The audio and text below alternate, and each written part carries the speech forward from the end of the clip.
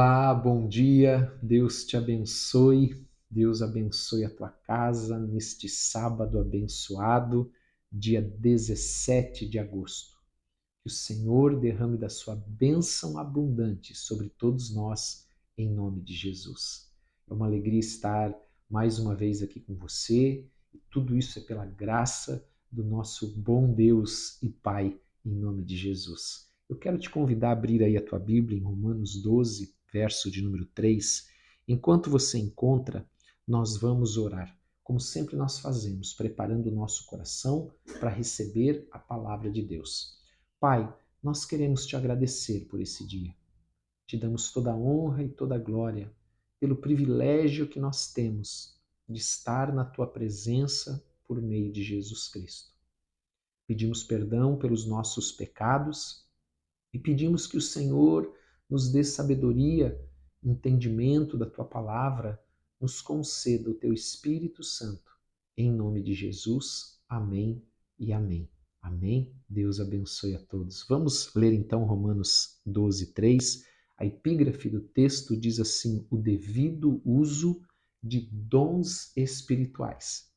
E nós vimos ontem que nós recebemos uma nova vida, que nós devemos nos apresentar ao Senhor como um sacrifício vivo, santo, agradável a Deus. Foi disso que nós falamos ontem, que nós devemos transformar as nossas vidas pela renovação da nossa mente por meio da palavra de Deus, que nós só assim vamos experimentar a boa, perfeita e agradável vontade de Deus para as nossas vidas, que ela sempre é boa, perfeita e agradável. Amém? E aqui, então, ele diz a partir do verso de número 3, e é interessante porque ontem uma pessoa me perguntou sobre os dons do Espírito Santo, os dons espirituais.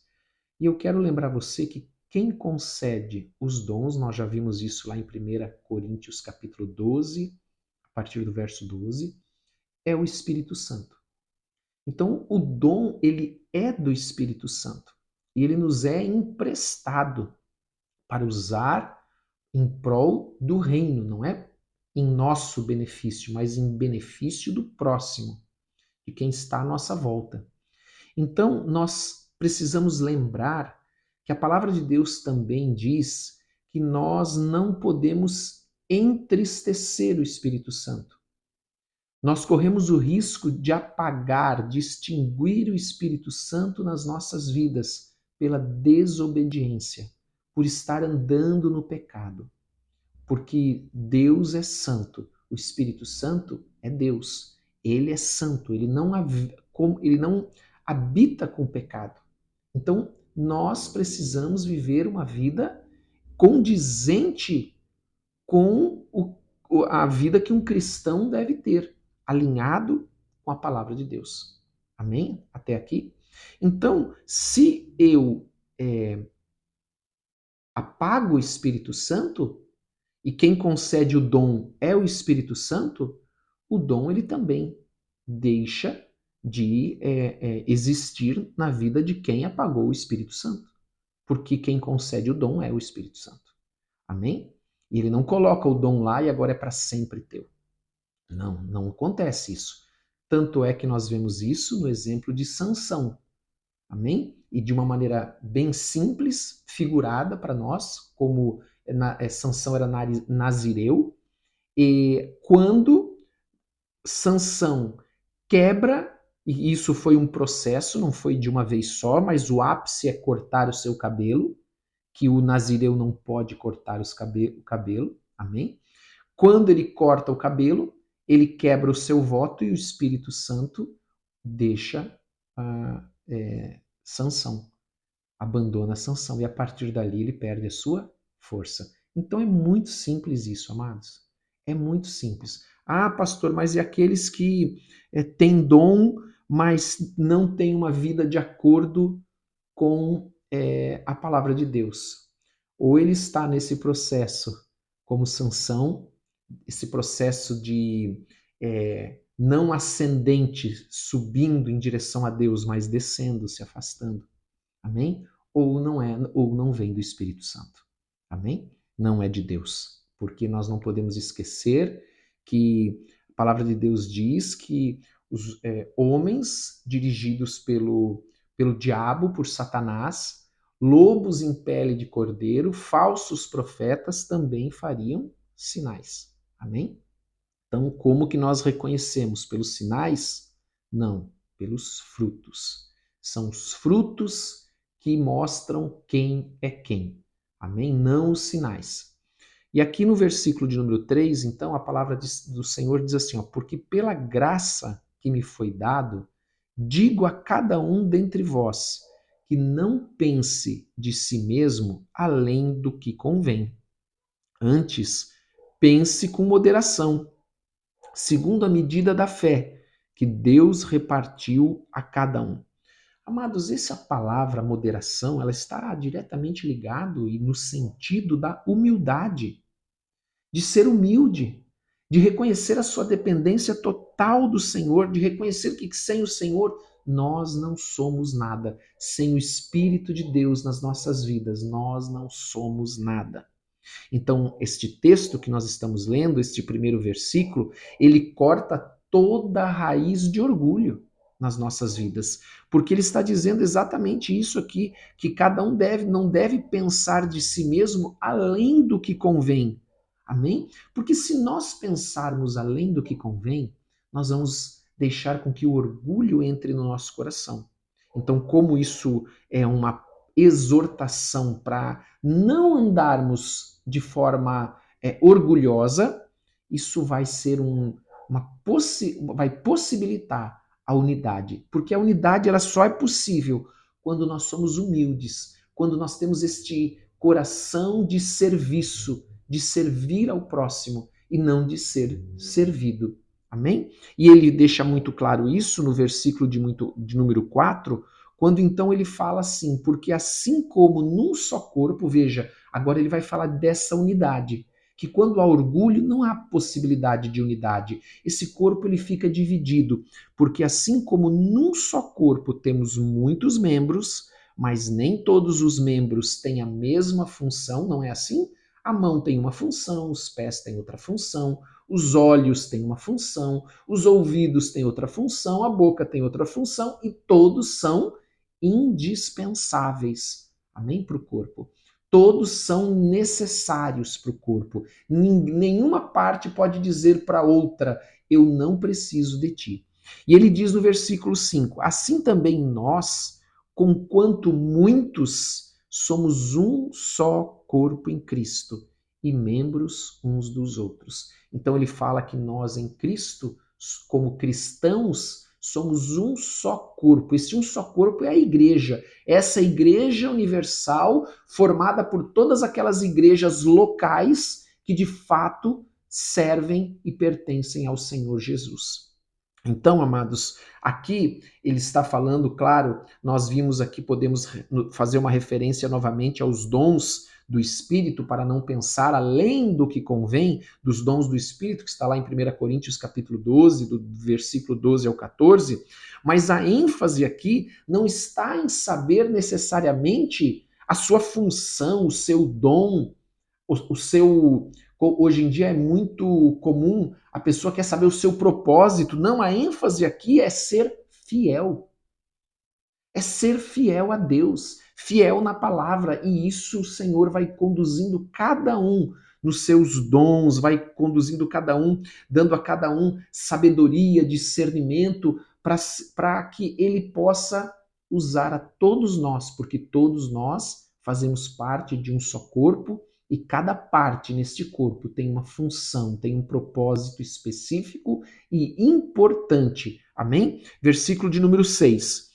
Tendo, porém, diferentes dons, segundo a graça que nos foi dada, se profecia, seja segundo a proporção da fé. Amados, essa graça que nos foi dada fala dessa graça que é um presente imerecido. Nós não somos dignos, mas o Senhor, ele nos presenteia. E ele aqui, mais uma vez, eu quero reforçar, lembrando que esses dons, como por exemplo aqui ele fala da profecia, ela é dada e pertence ao Espírito Santo. Ela não pertence ao homem, ela pertence ao Espírito Santo. Em Atos, por exemplo, você vê profetas atuando, mas você percebe que principalmente a função dos profetas no Novo Testamento, no livro de Atos, ela é transmitir a verdade de Deus. E em algumas situações é fazer alguma predição, mas a maioria desses momentos em que nós identificamos os profetas no Novo Testamento, eles estão transmitindo a verdade de Deus. E ele fala segunda proporção da fé. Pastor, o que é segunda proporção da fé? Cada um de nós deve deixar o Espírito Santo de Deus nos usar e sermos usados nesses dons segundo aquilo que o Espírito Santo nos chamou, mas com equilíbrio, de forma cuidadosa e principalmente sendo cuidadoso com a mensagem, com as boas novas, porque é a palavra que salva. Amém? É a palavra que salva. Eu sempre uso esse exemplo. Não adianta nós recebermos, por exemplo, o dom da cura ou sermos curados por alguém que tem um dos dons de cura, porque são dons no plural, mas nós não estarmos salvos, porque essa vida aqui é temporária. A vida eterna, o próprio nome já diz, é eterno.